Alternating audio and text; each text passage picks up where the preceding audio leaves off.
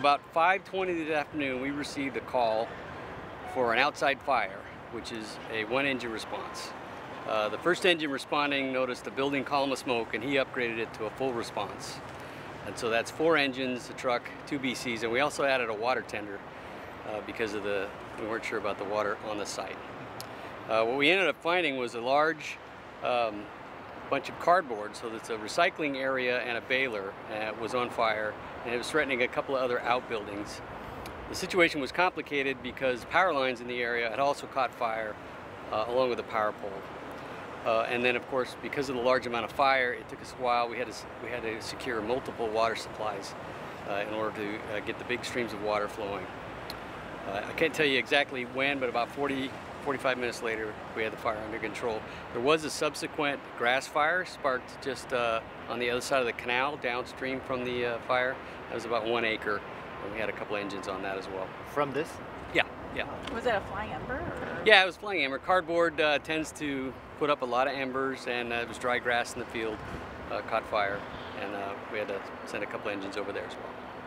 Are there power lines and other damage beyond just the baling area or the recycling area? There is some damage to some outbuildings that were associated with that recycling baling area.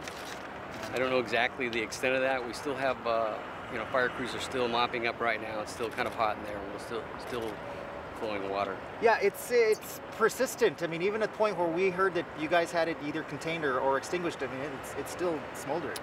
Well, it's still burning in there. I mean, bales of cardboard are tightly compacted and they burn, and so what has to happen now, we're getting some assistance from Tesla. They have an excavator, and the excavator is helping pull these bales apart so that we can get the water into and amongst the cardboard. It's actually, once the fire gets in a bale of cardboard, it's actually pretty hard. It needs to be broken apart.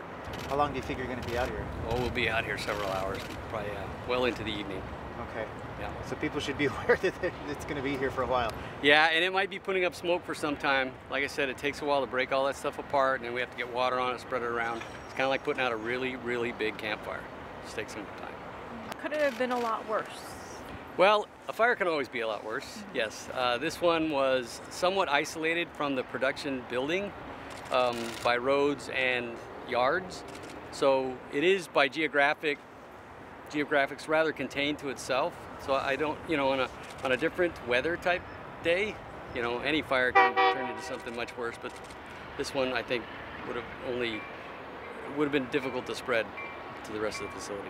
So you had weather on your side, kind of. Yeah, nice cool day. I mean, there's a little bit of a breeze, but not too much. I don't know if you saw Elon Musk tweeted out his appreciation for Fremont Fire, for you guys, your fast response. I did not see that, but we certainly appreciate that. We, we try to do a good job. We try to get here fast, so if you see him, tell him thanks.